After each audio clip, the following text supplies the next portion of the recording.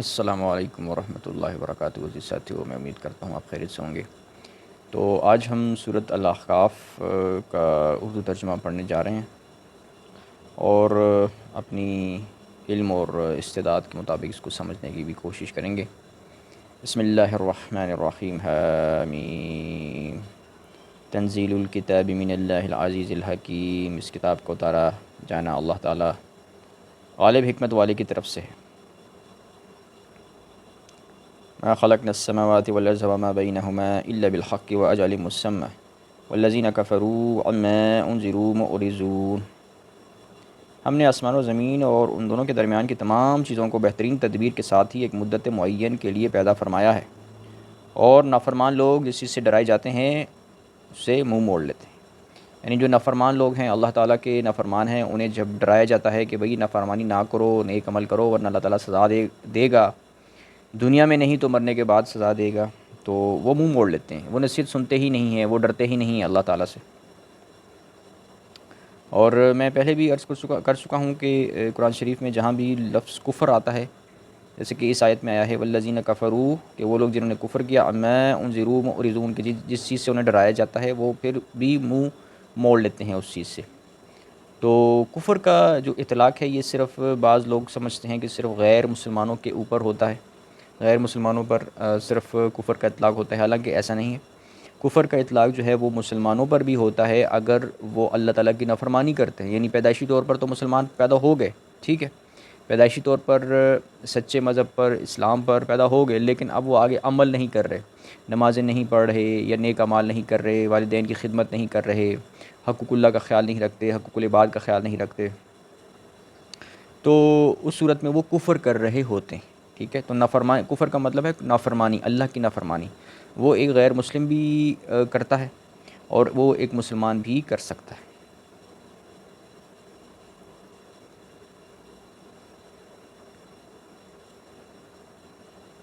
قل ارأيتم ما تدعون من دون الله أروني ماذا خلقوا من الأرض أم لهم شرك في السماوات ائتوني بكتاب من قبل هذا أو أثارة من علم إن كنتم صادقين۔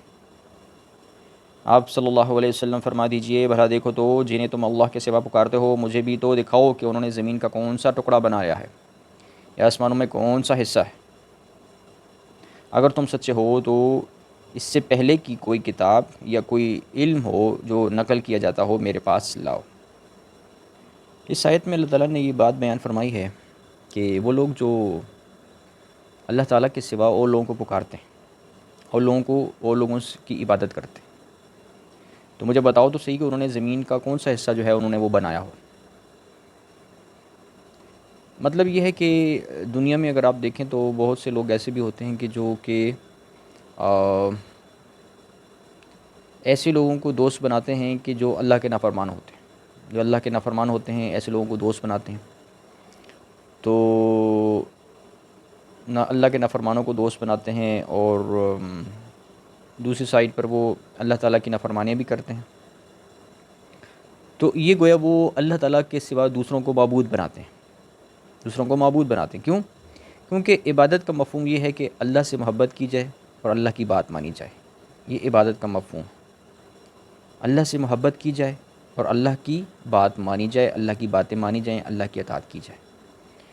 تو اس کے مقابلے پر اگر انسان اللہ کو چھوڑ دے اور اللہ کے مقابلے پر کسی اور انسان کو دوست بنائے، اور لوگوں کو دوست بنائے، ان سے محبت کرے، اپنے رشتہ داروں کو دوست بنا لے مثلا، ٹھیک ہے، اپنے رشتہ داروں کو دوست بنا لے اور وہ رشتہ دار بدعمل ہوں، ٹھیک ہے، وہ بھی اللہ کے نافرمان ہوں، اور ان سے محبت کرے اور ان سے دوستی رکھے اور انہی کے ساتھ دن رات گزارے، نہ نمازیں پڑھے، نہ اللہ تعالیٰ کے حقوق ادا کرے، نہ حقوق العباد کا خیال رکھے، لیکن بس اپنی من مرضی کرے، جہاں اس کا جی چاہتا ہے وہاں دوستی کرتا ہے، یا خراب دوستوں سے، برے بدعمل دوستوں سے دوستی کرتا ہے، تو ایسے وہ زندگی گزارتا ہے۔ یہ گویا وہ ان کی عبادت کر رہا ہوتا ہے، ان کی بندگی کر رہا ہوتا ہے، ان کے نقش قدم پر چل رہا ہوتا ہے، ٹھیک ہے نا، برے لوگوں کے نقش قدم پر چل رہا ہوتا ہے اور برا ہوتا ہے۔ اگر یا وہ اپنے برے نقش قدم پر دوسروں کو چلا رہا ہوتا ہے، تو اپنے برے نقش قدم پر دوسروں کو چلانا بھی، یہ بھی شرک ہے، یہ گویا کہ خود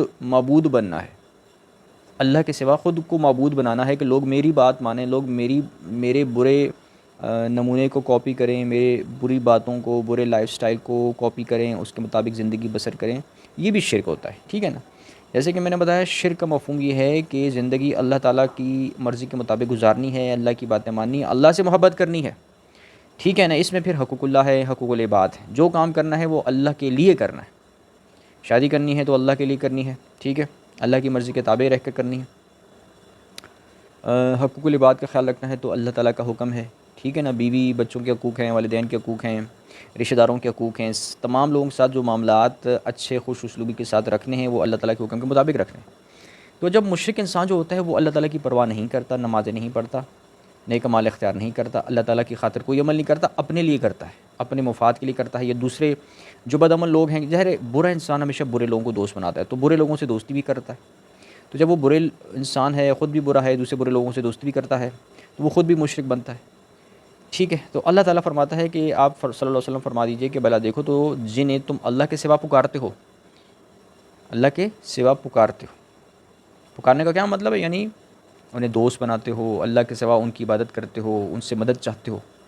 پکارنا مدد کے معنوں میں بھی آتا ہے کہ انسان جو ہے وہ یہ تصور نہ کرے کہ اس کائنات کا خالق مالک جو ہے، طاقتور ہستی جو ہے، وہ اللہ تعالیٰ کی ذات ہے، اللہ تعالیٰ سے مدد مانگنی ہے۔ تو اب انسان اللہ تعالیٰ سے مدد نہ مانگے اور وہ جو ہے اللہ کو چھوڑ دے، اور دوسری طرف اپنے دوست احباب بنائے ہوں، انہی سے مدد مانگتا رہے، ٹھیک ہے، انہی میں چغلیاں چل رہی ہیں، غیبتیں چل رہی ہیں، ہنسی مذاق چل رہا ہے، ٹھیک ہے نا، عیش و عشرت والی زندگی گزاری جا رہی ہے، اللہ تعالیٰ کے احکامات کی کوئی پرواہ نہیں کی جا رہی۔ تو اور جب کوئی مسئلہ ہوتا ہے، کوئی دنیا میں پریشانی ہوتی ہے، تو انہی اپنے دوستوں کے پاس جایا جاتا ہے، انہوں نے پکارا جاتا ہے، یار مجھے یہ مسئلہ ہے، کیا کیا جائے، کوئی آئیڈیا دو، یہ کرو وہ کرو۔ اللہ تعالیٰ کے حضور سجدہ نہیں کیا جاتا، اللہ سے مدد نہیں مانگی جاتی، اللہ کے اصولوں پر چلا نہیں جاتا، اور ادھر دوسرے لوگوں کے ساتھ جا کر تو ان کی جو خرافاتی قسم کی پلاننگز باتیں ہوتی ہیں اور اسکیمیں ہوتی ہیں، یا جو بھی ان کی منفی باتیں ہوتی ہیں، ٹھیک ہے، تو کیونکہ برے لوگ ہمیشہ بری باتیں ہی کرتے ہیں، ان کے پاس کوئی یہ دلیل نہیں ہوتی کہ اللہ تعالیٰ نے یہ کہا ہے تو اس پر چلنا چاہیے، اللہ تعالیٰ نے فلاں بات کی ہے تو اس پر چلنا چاہیے، نہیں، وہ اپنی منمانیاں کر رہے ہوتے ہیں۔ تو یہ جو برے لوگ ہوتے ہیں کیا کرتے ہیں، اللہ تعالیٰ کو چھوڑ کر دوسرے لوگوں کو پکارتے ہیں، دوسرے لوگوں سے مدد چاہتے ہیں، کوئی زندگی میں پریشانی آ گئی، دوسروں کے پاس گئے، ان سے مدد لی، اللہ تعالیٰ سے کوئی دعا نہیں کی، ٹھیک ہے۔ اب جو مومنین ہوتے ہیں، مومنین جب ہوتے ہیں، وہ جانتے ہیں کہ کلی طور پر جو مدد کا سرچشمہ ہے نا، قوت کا سرچشمہ ہے، وہ اللہ تعالیٰ کی ذات ہے۔ تو کلی طور پر مدد جو ہے وہ اللہ تعالیٰ کی طرف سے ہی آتی ہے۔ انسان بچہ ہوتا ہے نا، تو اسے اس کے والدین پالتے ہیں، بڑا کرتے ہیں، اس کی پرورش کرتے ہیں۔ تو اب والدین کے پاس جو قوت آئی ہوئی ہے وہ کہاں سے آئی ہوئی ہے؟ والدین اگر اپاہج ہوتے، خود ہی ان کی ٹانگیں نہ ہوتی، بازو نہ ہوتے، ٹھیک ہے نا، ان کی عقل کام نہ کرتی، تو کیا وہ خود محنت مزدوری کر کے اپنے بچوں کو کھلا پلا سکتے؟ نہیں کر سکتے۔ تو ان کو قوت کس نے دی؟ استعداد کس نے دی؟ طاقت کس نے دی؟ اللہ تعالیٰ نے دی۔ تو ہر طرح کی جو قوت ہوتی ہے نا، وہ اللہ تعالیٰ کی طرف سے ہی آتی ہے۔ اس لیے اگر ایک انسان دوسرے انسان کی مدد کرتا ہے، تو وہ جس انسان نے مدد کی ہوتی ہے وہ اصل میں اللہ تعالیٰ کی عطا کردہ قوت سے ہی مدد کی ہوتی ہے۔ تو اصل میں وہ مدد جو ہوتی ہے وہ اللہ کی مدد ہوتی ہے۔ تو مومن جانتا ہے کہ بھئی مدد تو اصل میں اللہ تعالیٰ کی طرف سے آتی ہے، ٹھیک ہے نا۔ تو وہ سب سے پہلے دعائیں کرتا ہے، نمازیں پڑھتا ہے، اور نماز سکھاتی ہی یہ ہے دعا، اہدنا الصراط المستقیم صراط الذین انعمت علیہم، ٹھیک ہے۔ تو اللہ کی وہ اقرار کرتا ہے نماز میں کہ میں اللہ تعالیٰ کی عبادت کرتا ہوں، اللہ سے مدد چاہتا ہوں، اللہ تعالیٰ مجھے سیدھا راستہ دکھائے۔ تو پھر جب وہ انسانوں کے پاس جاتا ہے، اپنی کوئی پریشانی رکھتا ہے کہ یار میرا یہ مسئلہ ہے، مجھے کوئی آئیڈیا دو، یہ دو وہ دو، تو اب اس کے ذہن میں، اس کے دل میں یہ چیز پہلے سے فٹ ہوتی ہے کہ اس نے جو ہے نا وہ اللہ تعالیٰ کے حکم کے خلاف کوئی کام کرنا ہی نہیں ہے۔ دوسرا اگر کوئی بھی مشورہ دے گا تو اس کو دیکھے گا وہ اللہ تعالیٰ کے اصول کے سے ٹکرا تو نہیں رہا، خلاف تو نہیں ہے، خلاف ہوگا تو وہ نہیں مانے گا، اسے پتہ ہے کہ بھئی حکم جو ہے وہ اللہ تعالیٰ کے، اللہ کے حکم کے مقابل پر کسی کا کوئی حکم چل ہی نہیں سکتا، مانا ہی نہیں جا سکتا، چاہے وہ والدین حکم دیں، چاہے وہ کوئی بھی حکم دے۔ تو اب وہ کس سے مدد لے گا، کوئی مشورہ لے گا، یار مجھے مدد کی ضرورت ہے، مثلا ایک انسان کو جاب کی ضرورت ہے، وہ جاب کے لیے جاتا ہے، تو جاب کے لیے بھی ظاہر ہے وہ دوسرے انسانوں کے پاس جاتا ہے، مدد مانگتا ہے کہ بھئی مجھے جاب چاہیے، مجھے جاب دے دو۔ تو اصل میں وہ یہ نہیں ہوتا کہ اس نے اللہ کو چھوڑ دیا ہوتا، اسے پتہ ہوتا ہے کہ اللہ تعالیٰ نے حکم دیا ہے کہ آپ نے ہاتھ پیر چلانے ہیں اور ادھر ادھر جو ہے اپنی کھانا پینا ہے، خود کھانا پینا ہے، اپنے اہل و عیال کو کھلانا پلانا ہے اور محنت مزدوری کرنی ہے۔ تو اس سلسلے میں وہ جاتا ہے، ادھر ادھر جاتا ہے اور اللہ تعالیٰ پر توکل رکھتے ہوئے وہ جاب کرتا ہے، ٹھیک ہے۔ تو یعنی اسے پتہ ہے کہ محنت تو میں کروں گا، میں جاؤں گا اور دوسرا کوئی مجھے جاب دے دے گا، میری مدد کرے گا، لیکن اب اسے پتہ ہے کہ یہ سب جو مدد اسے مل رہی ہوتی ہے یہ اللہ کی طرف سے ہی ہوتی ہے۔ اس کا خود گھر سے نکل کر باہر جانا، اسے ٹانگیں کس نے دیں؟ اگر ٹانگیں نہ ہوتی وہ کیسے جاتا؟ ٹھیک ہے نا، ہاتھ نہ ہوتے تو وہ کیسے محنت مزدوری کرتا؟ تو اسے پتہ ہے کہ بھئی، اسے تو مومن کو پتہ ہے کہ طاقت ساری تو اللہ تعالیٰ نے دی ہے، ٹھیک ہے، محنت مزدوری کرنے کی، گھر سے نکل کر جاب تلاش کرنے کی ساری طاقت اللہ تعالیٰ نے دی ہوئی ہے۔ پھر جس کے پاس وہ مدد لینے گیا اسے بھی اللہ تعالیٰ نے طاقت دی ہوئی ہے، توفیق دی ہوئی ہے، تو ساری اسے پتہ ہوتا ہے ساری قوت اللہ تعالیٰ کی طرف سے، اس لیے وہ کسی بندے پر ایسا بھروسہ نہیں کرتا کہ بس اسی پر بھروسہ کرے، اصل بھروسہ اس کا ہوتا ہے اللہ تعالیٰ کی ذات پر۔ اسے پتہ ہوتا ہے کہ اللہ نہیں چاہے گا تو کہیں نوکری بھی مجھے نہیں مل سکتی، میں چل بھی نہیں سکتا، تو اس حساب سے وہ جو ہے نا وہ کام کرتا ہے، اور وہ پھر جو کچھ دنیا میں اسے ملتا ہے چاہے وہ اپنی محنت کرے یا نہ کرے، یعنی والدین اسے پالتے ہیں، اس کی پرورش کرتے ہیں، وہاں بچے کی اپنی محنت نہیں ہوتی، تب بھی وہ شکر کرتا ہے بڑا ہو کر کہ اللہ تعالیٰ نے مجھے والدین ایسے دیے جس نے مجھے میری تربیت کی، میرے کھانے پینے کا خیال رکھا، ٹھیک ہے۔ اور جب وہ خود کمانے کے لائق ہو جاتا ہے، خود کماتا ہے، تب بھی وہ اللہ تعالیٰ کو شکر کرتا ہے، جانتا ہے کہ اللہ تعالیٰ نے ہی مجھے قوت اور طاقت دی ہوئی ہے جو میں محنت مزدوری کر رہا ہوں، اللہ تعالیٰ طاقت نہ دیتا تو میں یہ بھی نہ کرتا نا کام۔ تو وہ ہر حالت میں شکر کرتا ہے اور جانتا ہے کہ جو کچھ بھی اسے دنیا میں کسی بھی وسیلے سے، سبب سے، انسانوں کی مدد سے جو کچھ اسے مل رہا ہے نا، چاہے مفت میں مل رہا ہے، چاہے محنت کر کے مل رہا ہے، دونوں صورتوں میں وہ دراصل اللہ تعالیٰ کی طرف سے ہی آ رہا ہے، ٹھیک ہے۔ صرف وہ یہ اس بات کا خیال رکھتا ہے کہ کوئی حرام کام نہ کرے، یہ نہیں کہ چوری کرے گا تو وہ کہے گا یہ اللہ کی طرف سے آ رہا ہے، ایسا نہیں ہے۔ کسی کا حق مارے گا، ٹھیک ہے نا، اور دھوکہ دے گا اور مال ہڑپ کر لے گا اور سمجھے گا یہ اللہ کی طرف سے آ رہا ہے، ایسا نہیں ہے، وہ ایسا نہیں کر سکتا۔ کیوں؟ کیونکہ اللہ تعالیٰ کے اصولوں کے یہ چیز خلاف ہے۔ تو وہ ہر کام جو کرتا ہے نا وہ اللہ تعالیٰ کے اصولوں کے مطابق کرتا ہے، اور پھر اسے جو جائز کام کرتا ہے اور حلال طریقے سے کماتا ہے، اور جو کچھ بھی اسے دنیا میں فائدے مفادات مل رہے ہوتے ہیں محنت کر کے یا بغیر محنت کے، جیسے کہ میں نے آپ کو بتا دیا، والدین بچے کے لیے محنت مزدوری کرتے ہیں، بچے کو کھلاتے پلاتے ہیں، بچہ جب تک اپنے پیروں پر کھڑا نہیں ہو جاتا، ٹھیک ہے، تو وہ کھلاتے پلاتے رہتے ہیں، تو یہ اسے مفت میں مل رہا ہوتا ہے، اور یہ جائز کمائی ہوتی ہے، جائز مال ہوتا ہے، ٹھیک ہے نا، جائز رزق ہوتا ہے، حلال طیب رزق ہوتا ہے جو والدین کماتے ہیں اولاد کے لیے، تو وہ بھی اللہ تعالیٰ کی طرف سے ہی ہوتا ہے۔ اور پھر جب وہ بڑے ہو کر خود محنت مزدوری کرتا ہے، ٹھیک ہے، تو اس صورت میں وہ اپنی محنت مزدوری سے جو کماتا ہے وہ بھی اس کا اپنا ذاتی نہیں ہوتا، وہ بھی اللہ تعالیٰ کی طرف سے ہوتا ہے۔ جو کچھ ہوتا ہے وہ سب اللہ تعالیٰ کی طرف سے ہوتا ہے، کیونکہ ساری قوت جو ہے انسان کو وہ اللہ تعالیٰ نے دی ہوتی ہے، ٹھیک ہے۔ تو یہ ہوتا ہے مومن کا ذہن، مومن کا دماغ، مومن کی سوچ، مومن کا مائنڈ سیٹ۔ اس کے مقابل پر جیسے کہ اس آیت میں بیان فرمایا کہ آپ صلی اللہ علیہ وسلم کہہ دیجئے کہ بھلا دیکھو تو جنہیں تم اللہ کہہ دیجئے، یعنی ان لوگوں کو جو نافرمان لوگ ہیں، کہ بھلا تم اللہ کے سوا جن لوگوں کو پکارتے ہو، مدد کے لیے پکارتے ہو، یہ دوستی کے لیے پکارتے ہو، یا ان کی عبادت کرتے ہو۔ عبادت کا مطلب جیسے کہ میں نے بتایا ان کی مرضی کے مطابق چلنا، ان کو دوست بنانا، ان سے محبت کرنا اور اللہ کو چھوڑ دینا، یہ بھی ان کی عبادت ہوتی ہے۔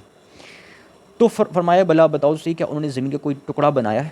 اس زمین میں جو کچھ بنایا وہ تو اللہ تعالیٰ نے بنایا ہے، انسان کو اللہ نے بنایا، کھانے پینے کی چیزیں اللہ نے بنائی، آسمان سے بارش اللہ نے نازل فرمائی، زمین سے رزق اللہ نے نازل فرمایا، ٹھیک ہے، دنیا کی ہر چیز تو اللہ تعالیٰ نے انسانوں کے لیے پیدا فرمائی ہے۔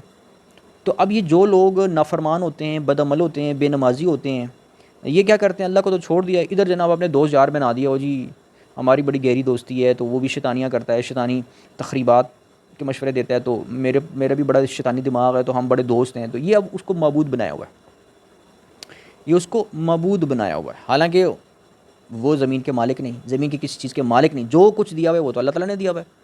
ان کی آنکھیں ان کی نہیں، وہ اللہ کی ہیں، ان کے پیر، ہاتھ، جسم کا کوئی ان کا اپنا نہیں، وہ اللہ تعالیٰ کا عطا کرتا ہے، اور اس پر وہ اپنی مرضی چلا رہے ہیں۔ تو انسان کو جو کچھ دیا ہوا ہے وہ اللہ تعالیٰ نے دیا ہوا ہے، اس پر انسان کا حق نہیں ہے کہ وہ اپنی مرضی استعمال کرے۔ مرضی چلے گی، اللہ کی مرضی چلے گی، جس نے اسے یہ سب کچھ طاقت توانائی دی ہوئی ہے، ٹھیک ہے نا.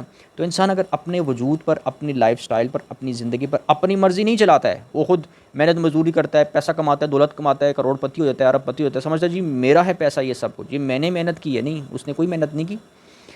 بے شک اس نے محنت کی ہے، لیکن اصل میں یہ پیسہ دولت سب اللہ تعالیٰ کا ہے، اور اللہ تعالیٰ نے اسے دی ہوئی ہے. محنت کرنے کی توفیق، طاقت، جسم، صلاحیت، سب کچھ تو اللہ تعالیٰ نے دیا ہوا ہے. تو تمہارا اپنا کچھ بھی نہیں ہے. ٹھیک ہے نا. تو تمہارا کام کیا تھا؟ تمہارا کام یہ تھا، جیسے کہ سورہ البقرہ کے آغاز میں ہی فرما دیا، وَمِمَّا رَزَقْنَاهُمْ يُنْفِقُونَ، کہ جو کچھ ہمیں انہیں رزق دیتے ہیں، جو رزق ہم انہیں دیتے ہیں، چاہے وہ خود کمائیں، محنت مزدوری کریں، پڑھیں لکھیں، ڈگری حاصل کریں، کروڑ پتی بن جائیں، ارب پتی بن جائیں. ٹھیک ہے نا. فرمایا وَمِمَّا رَزَقْنَاهُمْ يُنْفِقُونَ، ہم انہیں رزق دیتے ہیں. رزق دینے والا اللہ تعالیٰ ہے. تو جب اللہ تعالیٰ نے رزق دے دیا تو پھر وہ اللہ کے راستے میں خرچ کرتے ہیں. یہ ہوتی ہے مومنوں کی صفات. اب خرچ کرنے سے کیا مراد ہے؟ یہ مطلب نہیں کہ صرف آپ نے چندہ دے دیا کسی کو تو پیسے دے دیے یا زکوٰۃ دے دی، صرف یہ خرچ نہیں ہوتا. خرچ کرنے کا مطلب یہ ہوتا ہے کہ آپ کو جو اللہ تعالیٰ نے پورے جو صلاحیتیں دی ہوئی ہیں، جسم بھی، یہ بھی اللہ کا رزق ہے، یہ بھی صلاحیت ہے، یہ رزق ہے اللہ تعالیٰ کا. اب جسم کو اللہ کے راستے میں چلانا ہے، لگانا ہے، یعنی اپنے جسم سے وہ کام لینا ہے جو اللہ تعالیٰ نے حکم کیا ہوا ہے. ٹھیک ہے نا. اپنی زندگی یہ اللہ تعالیٰ کی طرف سے ہے، تو اس طریقے سے گزارنی ہے جس طریقے سے اللہ تعالیٰ نے حکم دیا ہوا ہے. ان لوگوں کو دوست بنانا ہے جن کو دوست بنانے کا اللہ نے حکم دیا ہوا ہے. ٹھیک ہے. برے لوگوں کو دوست نہیں بنانا، بد عمل لوگوں کو دوست نہیں بنانا، شیطان صفت لوگوں کو دوست نہیں بنانا. تو زندگی کا ہر کام، جاب کرنا، پڑھائی کرنا، تعلیم کرنا، دوست بنانا، شادی کرنا، بیوی سے سلوک کرنا، ٹھیک ہے نا، جو کچھ بھی لائف سٹائل آپ نے اختیار کرنا ہے وہ سارا اس میں آپ نے یہ دیکھنا ہے کہ اللہ تعالیٰ کا کیا حکم ہے اور اللہ کی مرضی کے مطابق چلانا ہے. یہ ہے اللہ تعالیٰ کی راہ میں خرچ کرنا. تو اللہ تعالیٰ کی راہ میں رزق خرچ کرنا یہ ہوتا ہے. ٹھیک ہے نا. صرف یہ نہیں کہ پیسہ دولت آپ کے پاس تنخواہ مل گئی تو آپ نے جناب خرچ کر دیا، چندہ دے دیا، زکوٰۃ دے دیا، بس یہ خرچ ہو گیا. یہ خرچ صرف نہیں ہے. تو زندگی پوری اللہ تعالیٰ کی خاطر گزارنی ہوتی ہے. یہ مومن کا یہ جو ہوتا ہے نا، یہ کام ہوتا ہے. اسی لیے قرآن شریف میں آیت میں فرمایا ہے، ایک آیت میں، کہ قُلْ إِنَّ صَلَاتِي وَنُسُكِي وَمَحْيَايَ وَمَمَاتِي لِلَّهِ رَبِّ الْعَالَمِينَ. کہہ دو میرا جینا، میرا مرنا، میری نمازیں، میری عبادتیں، ٹھیک ہے نا، میری قربانیاں، سب کچھ اللہ رب العالمین کے لیے ہے، اپنے لیے نہیں ہے. سب اللہ تعالیٰ کے لیے. یہ ہے عبادت. عبادت کا مفہوم یہ ہے کہ سب کچھ کرنا ہے اللہ کے لیے کرنا ہے. تو اللہ فرماتا ہے، آپ صلی اللہ علیہ وسلم فرما دیجئے کہ بھلا دیکھو تو صحیح کہ جنہیں تم اللہ کے سوا پکارتے ہو، مجھے بھی تو دکھاؤ کہ انہوں نے زمین کا کون سا ٹکڑا بنایا ہے. انہوں نے تو زمین میں کچھ نہیں بنایا. ٹھیک ہے. انہوں نے اگر کچھ پیسہ دولت کمائی ہے اور تمہیں بڑا فخر ہے کہ تمہارے دوست بڑے امیر و کبیر ہیں، تو وہ انہیں طاقت اور توانائی سب اللہ تعالیٰ نے دی ہے، وہ بھی اللہ تعالیٰ کا ہے، ان کا جسم بھی اللہ کا ہے، ان کا مال بھی اللہ کا ہے. ٹھیک ہے نا. تو عبادت تم نے اس کی نہیں کرنی، تم نے اللہ کی عبادت کرنی ہے جس نے یہ سب طاقت اور توانائی دی ہوئی ہے. یا آسمانوں میں کون سا حصہ ہے؟ آسمانوں میں، کائنات میں، یونیورس میں کون سا حصہ ہے اس کا اپنا کون سا مال ہے؟ کوئی مال اس کا اپنا نہیں ہے، چاہے اس نے خود کمایا، وہ اس کا نہیں ہے. اسے طاقت، توانائی، آنکھیں، ہاتھ، پیر، ٹانگیں، جسم، سب اللہ تعالیٰ نے دیا ہوا ہے. تو لہذا اس کا اپنا کچھ بھی نہیں ہے. فرمایا اگر تم سچے ہو تو اس سے پہلے ہی کوئی کتاب یا کوئی پہلے کی کوئی کتاب یا کوئی علم ہو جو نقل کیا جاتا ہو میرے پاس، لے آؤ. یعنی کوئی دلیل دو نا، کوئی دلیل دو. کس دلیل کی بنیاد پر تم یہ بات کر؟ تو یہ معاملہ ہے. اس طرح آگے فرمایا ومن اضل ممن يدعو من دون الله من لا يستجيب له الى يوم القيامه وهم عن دعائهم غافلون. اور اس سے بڑھ کر گمراہ اور کون ہوگا جو اللہ کے سوا ایسوں کو پکارے جو قیامت تک اس کی دعا قبول نہیں کر سکتے، بلکہ انہیں ان کے پکارنے سے ہی وہ بے خبر. اب یہ اس آیت میں ان لوگوں کا بیان ہے کہ جو ایسے لوگوں کو پکارتے ہیں کہ جو مردہ ہوتے ہیں، ان لوگوں کو پکارتے ہیں مدد کے لیے کہ جو مدد نہیں کر سکتے، یا وہ بتوں کو پکارتے ہیں، ٹھیک ہے، وہ بھی ان کی مدد نہیں کر سکتے. تو اس آیت میں ان لوگوں کا بھی ذکر ہے کہ جو کہ بتوں سے مدد مانگتے ہیں، یا جو مردہ لوگ ہیں انہیں مدد کے لیے پکارتے ہیں، کہ جو ان کی پکار بھی نہیں سن سکتے. وَإِذَا حُشِرَ النَّاسُ كَانُوا لَهُمْ أَعْدَاءً وَكَانُوا بِعِبَادَتِهِمْ كَافِرِينَ. اور جب لوگوں کو جمع کیا جائے گا تو یہ ان کے دشمن ہو جائیں گے اور ان کی پرستش سے صاف انکار کر دیں گے. اچھا، اب یہ دراصل ان لوگوں کا بھی ان آیات میں بیان ہے کہ جنہیں جو بعض ایسا ہوتا ہے کہ اللہ تعالیٰ کے اولیاء کرام ہوتے ہیں، ٹھیک ہے، نیک لوگ ہوتے ہیں، بزرگ ہوتے ہیں، جب وہ فوت ہو جاتے ہیں تو بعض لوگوں کو عادت ہوتی ہے کہ یار ان سے ہم نے مدد مانگنی ہے، یہ اللہ تعالیٰ کے بڑے اولیاء ہیں، بڑے پہنچے ہوئے ہیں، تو ان سے ہم مدد مانگیں گے، یہ ہماری مدد کریں گے، حالانکہ وہ مدد نہیں کر سکتے۔ تو فرمایا کہ جب لوگوں کو جمع کیا جائے گا تو یہ ان کے دشمن ہو جائیں گے، یعنی اولیاء کرام جو ہیں وہ ان کے دشمن ہو جائیں گے، بھئی ہم سے کیوں مدد مانگتے تھے، ہم نے کہا تھا کہ تم ہم سے مدد مانگو، تو وہ ان کی پرستش سے انکار کر دیں گے جو اولیاء کرام ہیں۔ وَإِذَا تُتْلَىٰ عَلَيْهِمْ آيَاتُنَا بَيِّنَاتٍ قَالَ الَّذِينَ كَفَرُوا لِلْحَقِّ لَمَّا جَاءَهُمْ هَٰذَا سِحْرٌ مُّبِينٌ، اور انہیں جب ہماری واضح آیتیں پڑھ کر سنائی جاتی ہیں تو منکر لوگ سچی بات کو جب کہ ان کے پاس آ چکی ہے کہہ دیتے ہیں یہ صریح جادو ہے۔ اب یہ جو نافرمانوں کا ذکر ہو رہا ہے، نافرمان لوگ جو ہوتے ہیں نا، نافرمان لوگ، اب دیکھیں جیسے کہ میں نے بتایا کہ اس طرح کے لوگ ہوتے ہیں جو بدعملوں کو دوست بناتے ہیں، ان کی عبادت کرتے ہیں، ان کی پرستش کرتے ہیں۔ پرستش عبادت سے مطلب یہ ہے کہ انہیں دوست بناتے ہیں، ان سے محبت کرتے ہیں، ان کے لائف سٹائل کی طرح لائف سٹائل اپناتے ہیں جو کہ اللہ تعالیٰ کے احکامات کے خلاف ہوتا ہے، ٹھیک ہے، یہ بھی عبادت ہے۔ اور دوسرا یہ کہ بعض صورتوں میں بعض لوگ جو زمین میں دنیا میں جو اللہ والے لوگ ہوتے ہیں، اللہ والے لوگ ہوتے ہیں جی، بڑے پہنچے ہوئے ہیں، بزرگ ہیں، اللہ والے ہیں، نیک ہیں، تو لوگ ان کی پرستش کرتے ہیں، ان سے مدد مانگتے ہیں، خود تو نہ نمازیں پڑھیں گے، نہ عبادتیں کریں گے، بس جی اللہ کے ولی کے پاس چلے جائیں گے، جی آپ ہمارے لیے دعا کر دیں، یا ان سے دعا کرا لیں گے، اور جب وہ فوت ہو جائیں گے اولیاء کرام تو بس انہیں سے مدد مانگتے رہیں گے، ان کی قبر پر جائیں گے اور ان سے ہاتھ اٹھا کے دعا مانگتے رہیں گے کہ فلاں نام لے کر کہیں گے کہ بھئی ہماری مدد کرو، ہماری مدد کرو، اور خود نہ نمازی ہوں گے، نہ نمازیں پڑھیں گے، نہ اللہ سے مدد مانگیں گے، بس انہی کے پاس جائیں گے، انہی کے، ٹھیک ہے۔ تو یہ جو ہے یہ شرک ہے، یہ واضح طور پر جو ہے شرک ہے۔ اور جب ایسے لوگوں کو اللہ تعالیٰ فرماتا ہے جب ہماری آیتیں پڑھ کر سنائی جاتی ہیں، یعنی ہمارے احکامات پڑھ کر سنائے جاتے ہیں، تو جو نافرمان لوگ ہوتے ہیں وہ کیا کہتے ہیں؟ وہ کہتے ہیں یہ تو صحیح جادو ہے، تم جادوگر ہو، تم جادو کر رہے ہو۔ یعنی وہ ان کی جو مومن لوگ ہوتے ہیں، اللہ تعالیٰ کی تبلیغ کرتے ہیں، تو لوگ جو تھے وہ انبیاء کو بھی جادوگر کہتے تھے، ٹھیک ہے، یعنی انہیں جس چیز کی سمجھ نہیں آتی تھی یا جس کو دل ان کا قبول نہیں کرتا تو وہ الزام لگاتے تھے یہ جادو ہے، جی اس نے جادو کیا ہوا ہے۔ تو یہ جادو کا جو الزام ہے نا، یہ نبیوں پر لگایا جاتا ہے کہ جادو کرتے ہیں، یہ مومنوں پر بھی لگایا جاتا ہے، کیونکہ وہ بھی نبیوں کے نقش قدم پر، نبی کریم صلی اللہ علیہ وسلم کے نقش قدم پر اسلام کی تبلیغ کرتے ہیں، تو انہیں بھی بعض لوگ ایسا کہتے ہیں کہ یار یہ جادو کرنے والے لوگ، ٹھیک ہے نا، تو یہ معاملہ ہوتا ہے۔ ام یقولون افترا قل ان افتریته فلا تملكون لي من الله شيئا واعلم بما تفیضون فيه كفى به شهيدا بيني وبينكم وهو الغفور الرحیم۔ کیا وہ کہتے ہیں کہ یعنی جو نافرمان لوگ ہیں، کافر لوگ ہیں، کیا وہی کہتے ہیں کہ اس نے یعنی نبی کریم صلی اللہ علیہ وسلم نے اس قرآن کو خود گھڑ لیا ہے؟ آپ صلی اللہ علیہ وسلم فرما دیجئے کہ اگر میں نے ہی اسے بنا لایا ہوں، میں ہی سے اگر بنا لایا ہوں، تو میرے لیے اللہ کی طرف سے کسی چیز کا اختیار تم نہیں رکھتے، تم اس قرآن کے بارے میں جو کچھ سن رہے ہو اسے اللہ خوب جانتا ہے، میرے اور تمہارے درمیان گواہی کے لیے وہی کافی ہے اور وہی بخشنے والا مہربان ہے۔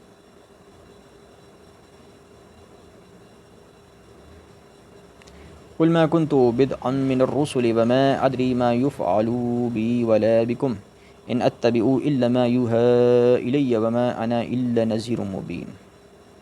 آپ صلی اللہ علیہ وسلم فرما دیجئے کہ میں کوئی بالکل انوکھا رسول نہیں، نہ مجھے یہ معلوم ہے کہ میرے ساتھ اور تمہارے ساتھ کیا سلوک کیا جائے گا، میں تو صرف اسی کی پیروی کرتا ہوں جو میری طرف وحی بھیجی جاتی ہے، اور میں تو صرف علی الاعلان پیغام پہنچانے والا، ڈرانے والا۔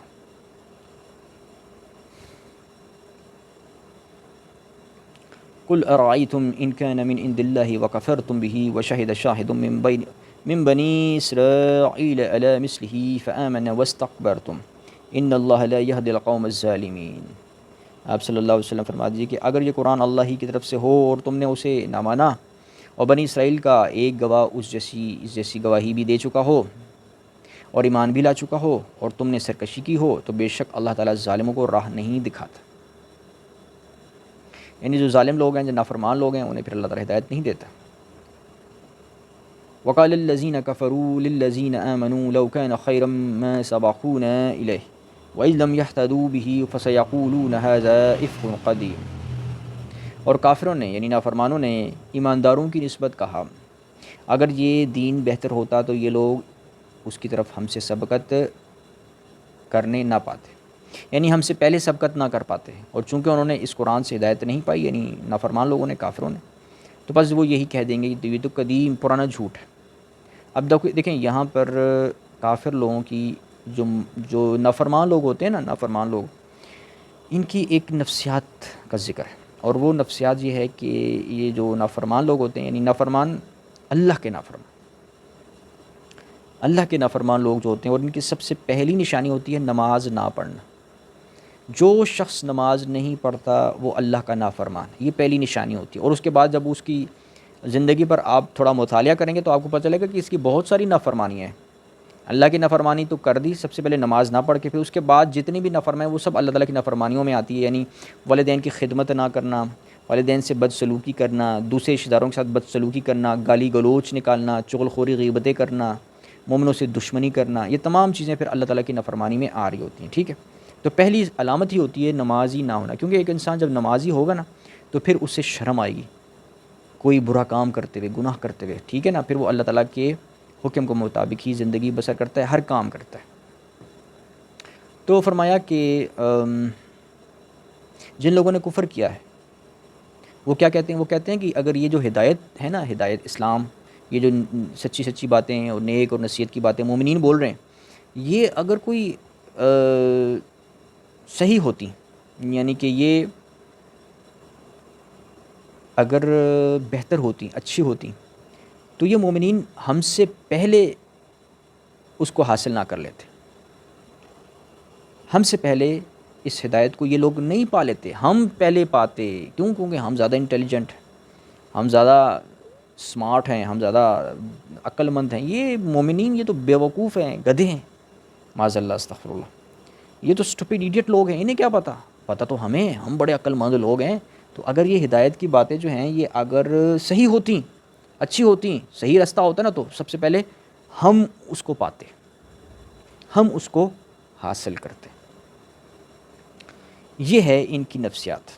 کیونکہ یہ اصل میں متکبر لوگ ہوتے ہیں، یہ ہر دنیا میں جس طرح ان کی سوچ ہوتی ہے نا کہ ہم ہر چیز میں آگے چلے جائیں، جی میری اتنی نوکری ہے تو میرا اتنا پیسہ ہے تو میری اتنی تنخواہ ہے تو تمہاری کیا ہے، تم کیا کرتے ہو، وہ اس طرح یہ سوچ ہوتی ہے۔ کافر، نافرمان، دنیا دار، متکبر، خود پسند لوگوں کی یہ سوچ ہوتی ہے کہ میرے پاس تو گاڑی ہے، میرے پاس تو بنگلہ ہے، میرے پاس تو جاب ہے، تمہارے پاس کیا ہے۔ وہ دوسرے کو اس نظر سے دیکھتے ہیں کہ دوسرا کیا کرتا ہے، کیا جاب ہے، کیا بزنس ہے، وہ یہ دیکھ رہا ہوتا ہے، ٹھیک ہے۔ تو کیا کرتا ہے کہ وہ دنیا میں تو اس طرح کی سوچیں رکھتے ہیں کہ بھئی میں تو اس طرح ہوں، تو میں تو بڑی چیز ہوں، میرا تو بڑا عقل مند میرا ذہن ہے۔ اور یہ مومن شومن جو ہے نا، نمازیں شمازیں پڑھنے والے ہیں، یہ بیوقوف لوگ ہیں۔ تو اب پھر وہ یہ دلیل بھی دیتے ہیں، کیا کہتے ہیں اس آیت میں فرمایا کہ کیا کہتے ہیں کہ اگر یہ کوئی بہتر چیز ہوتی ہے نا، یہ ہدایت، یہ نمازیں اور یہ ہدایت کی باتیں اور اسلام کی باتیں ہیں، تو یہ ہم سے پہلے نہیں اس کو حاصل کر لیتے، ہم اس کو حاصل کرتے۔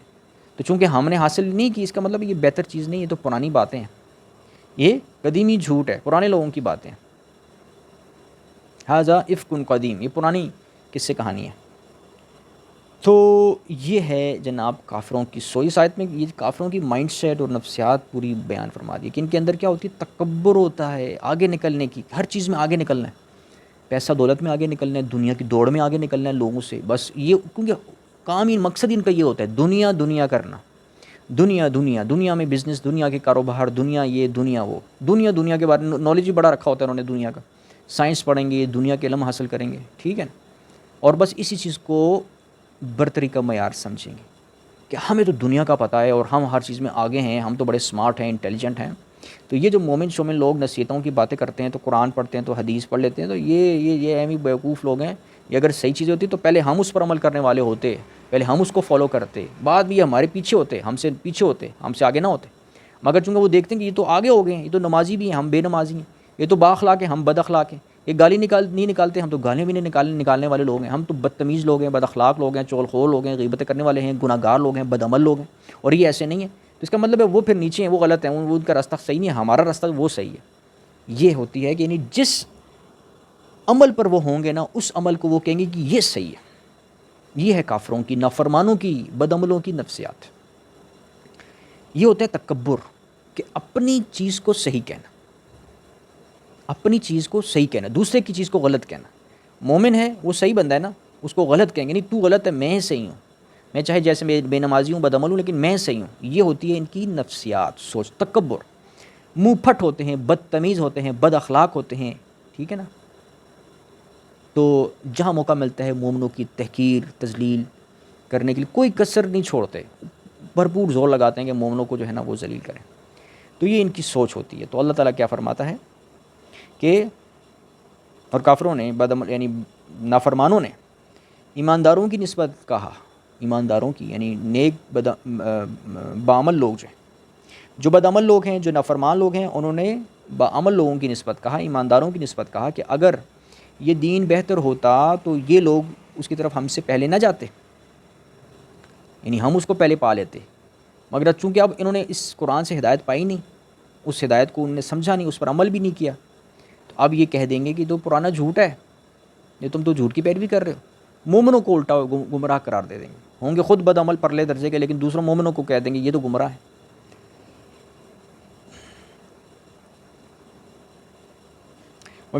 ومن قبله كتاب موسى إماما ورحمة وهذا كتاب مصدق لسانا عربيا لينذر الذين ظلموا وبشرى للمحسنين.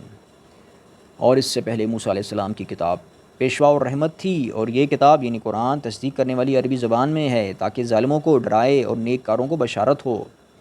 ظالموں کو ڈرائے، جو بدعمل لوگ ہیں، جو چلاکیاں کرتے ہیں، مکاریاں کرتے ہیں، ٹھیک ہے نا، ان کو ڈرائے کہ بھئی یہ نہ کرو ورنہ تمہارے لیے جہنم ہے مرنے کے بعد، تمہارے لیے جہنم ہے مرنے کے بعد. اور جو نیک عمل کرنے والے ہیں ان کے لیے خوشخبری ہے کہ تمہارے لیے جنت ہے. ان الذين قالوا ربنا الله ثم استقاموا فلا خوف عليهم ولا هم يحزنون. بے شک جن لوگوں نے کہا کہ ہمارا رب اللہ ہے، پھر اس پر جمے رہے، تو ان پر کوئی خوف نہیں ہوگا اور نہ وہ غمگین ہوں گے. اولئک اصحاب الجنۃ خالدین فیہا جزاء بما كانوا يعملون. یہ تو اہل جنت ہیں جو سدا اسی میں رہیں گے اور اعمال کے بدلے جو وہ کیا کرتے تھے. تو اب یہاں پہ فرمایا کہ جنت ملے گی عمل کرنے سے. یہ بعض لوگ ہوتے ہیں جی نہیں جی وہ تو بس اللہ تعالیٰ کا فضل ہے تو خود بخود ہی مل جائے گی، ہمیں عمل کرنے کی کیا ضرورت ہے، وہ اللہ کے فضل سے ہی ملے گی. وہ اللہ کا فضل کا لفظ یوز کرتے ہیں اور مطلب یہ ہوتا ہے کہ عمل سے نہیں ملتی، نیک عمل سے نہیں ملتی، اللہ کے فضل سے ملتی ہے. حالانکہ ایسا نہیں. اللہ کا فضل جو یہی نیک عمل ہی اللہ کا فضل ہے، یہی بے شک اللہ کے فضل سے جنت ملتی ہے، مگر یہ جو نیک عمل کرتا ہے نا بندہ، یہی اللہ کا فضل ہے. اگر یہ اللہ کا فضل نہیں ہوگا، یہ نیک عمل نہیں ہوگا تو جنت بھی نہیں ملے گی. یہ ذہن میں رکھ لیں. اس آیت میں فرمایا جزاء بما كانوا يعملون، یہ اس کی جزا ہے. اولئک اصحاب الجنۃ خالدین فیہا، کہ وہ اس میں ہمیشہ رہیں گے جنت میں. جزاء بما كانوا يعملون، یہ اس کی جزا ہے جو وہ کیا کرتے تھے. تو کرنے کی، عمل کی جزا ہے، عمل صالح کی جزا ہے جنت. اور یہ عمل صالح ہی اللہ کا فضل ہے، ٹھیک ہے نا. تو بعض لوگ ہوتے ہیں ایسے کہ وہ کیا کرتے ہیں کہ جی عمل شمل کی ضرورت نہیں ہے، جنت تو بس اللہ کے فضل سے ملے گی، اللہ جس کو دینا چاہے گا دے دے گا. وہ اس طرح کی باتیں کر رہے ہوتے ہیں، یعنی تاکہ عمل نہ کرنا پڑے، نمازیں نہ پڑھنی پڑیں، نیک اعمال نہ کرنے پڑیں، تو وہ اس طرح کی باتیں کر رہے ہوتے ہیں. حالانکہ ایسا نہیں ہے. جنت ملے گی عمل صالح پر، ٹھیک ہے. اس لیے تو حکم ہے عمل صالح کرو، ورنہ یہ حکم نہ ہوتا. قرآن میں کہاں لکھا ہوا ہے کہ عمل نہ کرو بس اللہ کا فضل سے جنت مل جائے گی؟ یہ تو کہیں نہیں لکھا ہوا. تو عمل ہے، عمل کرنا ہے، اور عمل نیک عمل کر ہی اللہ کا فضل ہوتا ہے. دراصل یہی اللہ کا فضل ہوتا ہے. وَوَصَّيْنَا الْإِنسَانَ بِوَالِدَيْهِ إِحْسَانًا حَمَلَتْهُ أُمُّهُ كُرْحًا وَوَضَعَتْهُ كُرْحًا وَحَمْلُهُ وَفِصَالُهُ 30 شهرًا حَتَّى إِذَا بَلَغَ أَشُدَّهُ وَبَلَغَ 40 سَنَةً قَالَ رَبِّ أَوْزِعْنِي أَنْ أَشْكُرَ نِعْمَتَكَ الَّتِي أَنْعَمْتَ عَلَيَّ وَعَلَى وَالِدَيَّ وَأَنْ أَعْمَلَ صَالِحًا تَرْضَاهُ وَأَصْلِحْ لِي فِي ذُرِّيَّتِي إِنِّي تُبْتُ إِلَيْكَ وَإِنِّي مِنَ الْمُسْلِمِينَ. اور ہم نے انسان کو اپنے والدین کے ساتھ حسن سلوک، احسان کا سلوک کرنے کا حکم دیا. اس کی ماں نے اسے تکلیف جھیل کر پیٹ میں رکھا اور تکلیف برداشت کر کے اسے جنا، اور اس کے حمل کا اور اس کے دودھ چھڑانے کا زمانہ 30 مہینے ہے، یہاں تک کہ جب وہ اپنی پختگی اور 40 سال کی عمر کو پہنچ جائے. یعنی وہ بچہ جو ہے وہ جب پختگی کی عمر تک پہنچ گیا، 40 سال کی عمر تک کو پہنچ گیا، تو کہنے لگا اے میرے رب مجھے توفیق دے کہ میں تیری اس نعمت کا شکر بجا لاؤں جو تو نے مجھ پر اور میرے والدین پر انعام نازل کیا. یعنی دیکھو اس بچے کو سمجھ آ گئی، وہ مومن ہوتا ہے، جو مومن ہوتا ہے بچہ، اسے سمجھ آ جاتی ہے کہ والدین کو جو رزق دیا وہ اللہ نے دیا، ٹھیک ہے نا. ساری قوت، طاقت، رزق، نعمتیں اللہ کی طرف سے ہی آتی ہیں. تو وہ کہتا ہے کہ یا اللہ، یا رب مجھے توفیق دے کہ میں تیری اس نعمت کا شکر بجا لاؤں جو تو نے مجھ پر اور میرے والدین پر انعام نازل کیا. یعنی جو تو نے رزق دیا میرے والدین کو دیا، اور والدین نے مجھے میری تربیت کی، مجھ پر خرچ کیا، مجھ پر پیسے خرچ کیے، مجھے کھلایا پلایا، تو میں اس چیز کا شکر بجا لاؤں، مجھے توفیق دے. اور یہ کہ میں ایسے نیک عمل کروں جن سے تو خوش ہو جائے، اور تو میری اولاد کو بھی صالح بنا، اور میں تیری طرف رجوع کرتا ہوں اور میں مسلمانوں میں سے۔ اب اس آیت میں ایک بڑی اہم بات اللہ تعالیٰ نے فرمائی ہے کہ 40 سال کا جب ہو جاتا ہے نا تو وہ یہ دعا کرتا ہے۔ حالانکہ مومنین جو ہوتے ہیں ظاہر ہے وہ تو انہیں تو 7 سال کی عمر میں نماز سکھائی جاتی ہے، ٹھیک ہے، پھر 10 سال میں انہیں مزید پختہ ہو جاتے ہیں، اور وہ اس وقت سے ہی دعائیں کر رہے ہوتے ہیں۔ تو 40 سال کا ذکر کیوں کیا؟ یہ میں سمجھتا ہوں کہ 40 سال کا ذکر اس لیے کیا کہ جو بندہ 40 سال کی عمر کو پہنچ جائے، یعنی یہ میں اپنی انڈرسٹینڈنگ بتا رہا ہوں، اپنی ذاتی رائے بتا رہا ہوں کہ 40 سال کا اس آیت میں ذکر اس لیے کیا ہے کہ جب وہ 40 سال کا پہنچ جاتا ہے تو وہ دعا کرتا ہے، اے میرے رب مجھے توفیق دے کہ میں اس نعمت کا شکر کروں جو تو نے مجھ پر اور میرے والدین پر کی۔ تو وہ 40 سال کا ذکر اس لیے کہ 40 سال تک بندہ جب پہنچ جاتا ہے اور اسے ہدایت نہیں ملتی، اگر 40 سال کی عمر میں بندہ جو ہے وہ اللہ تعالیٰ کی طرف رجوع نہیں کرتا، یہ دعا نہیں کرتا، وہ اللہ تعالیٰ کو نہیں پہچانتا، وہ اللہ تعالیٰ کی نعمت کا شکر نہیں کرتا 40 سال کی عمر کا ہونے کے باوجود، تو مجھے لگتا ہے پھر اس کا معاملہ بڑا خراب ہے، پھر اسے ہدایت نہیں مل سکتی۔ یہ مجھے ایسا لگتا ہے اس سے جو میں سمجھ رہا ہوں، کیونکہ دعائیں تو اللہ تعالیٰ انسان جو ہے وہ تو شروع سے اللہ تعالیٰ سے دعائیں کر رہا ہوتا ہے، ٹھیک ہے نا، بچپن سے ہی کر رہا ہوتا ہے، لیکن یہاں 40 سال کا ذکر کیا کہ 40 سال جو پختگی کی عمر ہوتی ہے یہاں تک پہنچ کر وہ دعا کرتا ہے۔ تو پختگی کی عمر جو 40 سال ہے، وہاں اس عمر تک پہنچ کر کے باوجود انسان مومن جو ہے ایک پیدائشی مسلمان ہے، ایک پیدائشی مسلمان ہے، پیدائشی طور پر وہ اسلام کے گھرانے میں پیدا ہوا ہے، اور پھر بھی وہ 40 سال اس کی عمر ہو گئی ہے، اور 40 سال تک وہ اللہ تعالیٰ کی طرف اس نے رجوع نہیں کیا، صحیح نیک مسلمان نہیں بنا 40 سال کی عمر تک، تو پھر اس کا معاملہ مجھے لگتا ہے کہ اسے آگے ہدایت ملنے والی نہیں ہے، مشکل ہے، بہت مشکل ہے، کیونکہ 40 سال تو پختگی کی عمر ہے۔ اگر 40 سال کی عمر میں اس نے اپنی اصلاح نہیں کی تو پھر آگے بہت مجھے مشکل نظر آ رہی ہے کہ وہ اپنی اصلاح کر پائے۔ تو یہ مجھے لگ رہا ہے کہ 40 سال کا ذکر اس لیے کیا ہوا ہے کہ جو جسے 40 سال کی عمر میں اس کی یہ حالت ہو گئی کہ اس نے پہچان لیا کہ جو کچھ ملا ہے، انعام ملا ہے، نعمتیں ملی ہیں، وہ اللہ کی طرف سے ملی ہیں، میں اللہ کا شکر بجا لاؤں۔ جس نے 40 سال کی عمر میں اس بات کو پہچان لیا تو وہ صحیح بندہ ہوتا ہے۔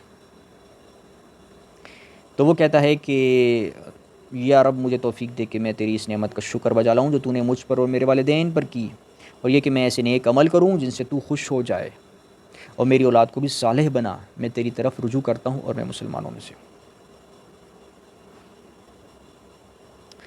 تو یہ سورۃ احقاف ہے، آیت نمبر 15 تک ہم نے آج اس کا مطالعہ کیا ہے اور سمجھنے کی کوشش کی ہے۔ انشاءاللہ پھر نیکسٹ ٹائم اس سے آگے ہم پڑھیں گے۔ بہت شکریہ۔ وآخر الدعوانا ان الحمد للہ رب العالمین۔